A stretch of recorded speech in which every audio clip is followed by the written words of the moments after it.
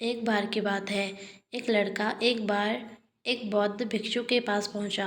वह काफ़ी परेशान लग रहा था और उसने बौद्ध भिक्षु से जाकर पूछा कि हे महात्मा, मैं अपने आप से परेशान हूँ, अपने आप से ही दुखी हूँ। बाहरी रूप से मुझे कोई दुख नहीं है, मैं धन धान्य संपन्न हूँ, मुझे कोई शारीरिक रोग भी नहीं है, लेकिन मैं खुद से परेशान रहता हूँ, अपने मन से परेशान रहता हूँ। कृपया मुझे बताने का कष्ट करें और मेरे मन के इस दुख को दूर करें।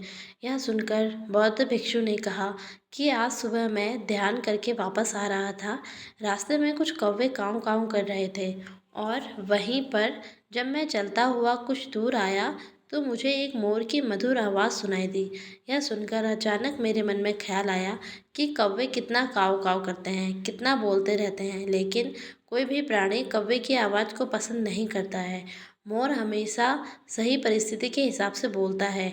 जब भी बारिश होने वाली होती है और बादल गरजते हैं और बारिश होने की आशंका होती है, ऐसे में मोर अपनी मधुर आवाज़ में गाता है, जो सभी को प्रिय होता है, सभी को अच्छा लगता है। ऐसे ही अगर इंसान सही परिस्थिति के हिसाब से सही शब्द बोले, सही वाणी बोले, तो वही वाणी दूसरों के लिए संगीत हो जाती है, संगीत बन जाती है और दूसरे लोग तुमसे सम्मोहित हो जाते हैं और वहीं पर तुम्हें सब लोग गंभीरता से लेने लगते हैं। और दूसरी तरफ अगर तुम यूं ही बेफिजूल की बातें ऐसे ही बोलते रहते हो, अगर तुम नहीं सीखोगे तो समाज में तुम्हें कोई सम्मान या कोई गंभीरता से नहीं लेगा। यह सुनकर वह लड़का बोला, हे महात्मा, मैं जानता हूँ मैं ज़्यादा बोलने की बीमारी से ग्रस्त हूँ, मुझे इतना नहीं बोलना चाहिए, लेकिन मैं अपने आप पर काबू नहीं रख पाता और न ही इतना बुद्धिमान हूँ कि मैं अपने शब्दों को नाप तोल कर बोल सकूं। मैं तो किसी से बात करते वक्त इतना सोचता भी नहीं कि मुझे अपने शब्द किस तरह इस्तेमाल करने हैं। कृपया करके कुछ ऐसी परिस्थितियाँ बता दीजिए जहाँ पर मुझे कम बोलना है या फिर बोलना ही नहीं है, हमेशा चुप रहना है। अगर आप मेरा मार्गदर्शन कर सकते हैं तो मेरा जीवन आसान हो जाएगा। यह सुनकर बौद्ध भिक्षु ने मुस्कुराते हुए कहा कि बेटा, वैसे तो इंसान को हर परिस्थिति में सोच समझकर ही बोलना चाहिए। मैं तुम्हारे दैनिक जीवन की कुछ ऐसी परिस्थितियां बता रहा हूँ जहाँ पर तुम्हें हमेशा चुप रहना है। यदि जब किसी ऐसे विषय के बारे में बातचीत हो रही हो जिसके बारे में आपको कोई जानकारी ही नहीं है, तो ऐसी परिस्थिति में व्यर्थ में बीच में टान अड़ाना, व्यर्थ का ज्ञान देना, आपको कुछ पता नहीं है लेकिन फिर भी आप अपना ज्ञान देने के लिए उत्सुक हैं, तो ऐसी जगह पर आपका अपमान ही होगा।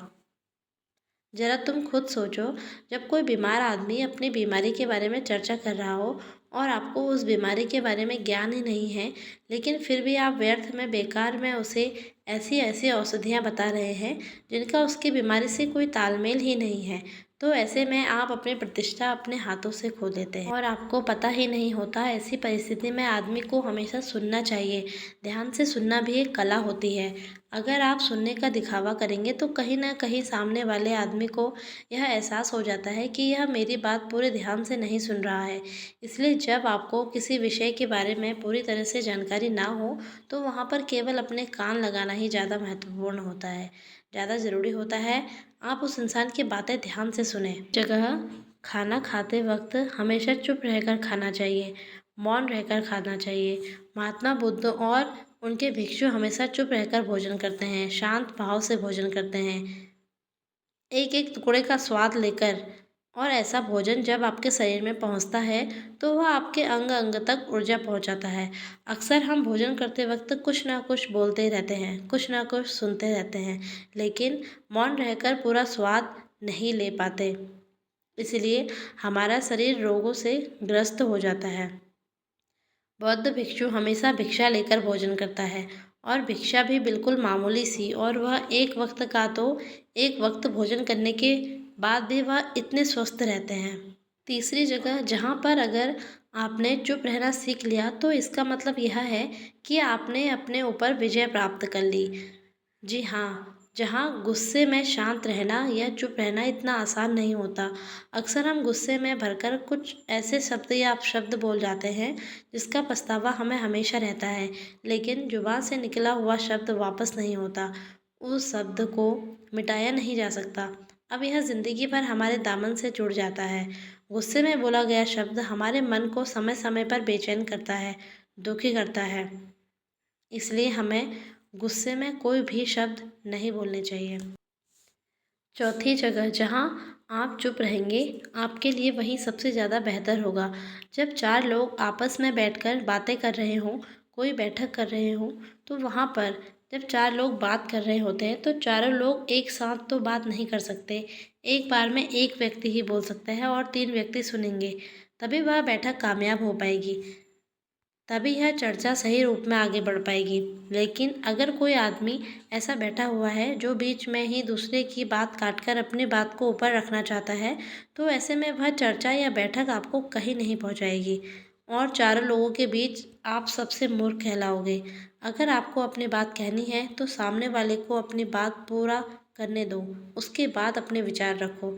यही एक पुरुष या फिर कहें एक अच्छे आदमी की पहचान होती है।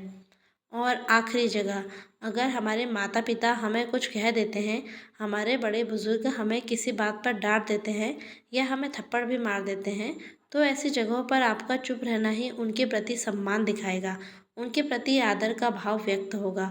अगर आप उनके सामने उनका विरोध करते हैं, उनका प्रतिरोध करते हैं या गुस्सा करते हैं, तो वह गुस्सा तो थोड़ी देर में शांत हो जाएगा, लेकिन वह कही गई बात, वह विरोध किया हुआ शब्द या फिर कुछ उल्टा सीधा हमेशा आपके मन को सताएगा और आपके माता पिता को हमेशा यही लगेगा कि ये हमारी इज्जत नहीं करता। बौद्ध भिक्षु ने अपनी बात को खत्म करते हुए कहा कि कम शब्दों में अपनी भावनाओं को उतारना सीखो। शब्द हथियार की तरह होते हैं। बोलो तो होश में बोलो, ध्यान में बोलो। जीवन शैली ऐसी बना लो कि आप जब भी बोलो पूरे होश में रहकर बोलो, पूरे आनंद के साथ बोलो, जिससे दूसरे के दिल को ठेस ना पहुँचे और आप अपनी बात कह भी पाओ। बौद्ध भिक्षु की यह बात सुनकर वह लड़का बौद्ध भिक्षु के सामने नतमस्तक हो गया और उनको प्रणाम करते हुए अपने घर वापस लौट गया।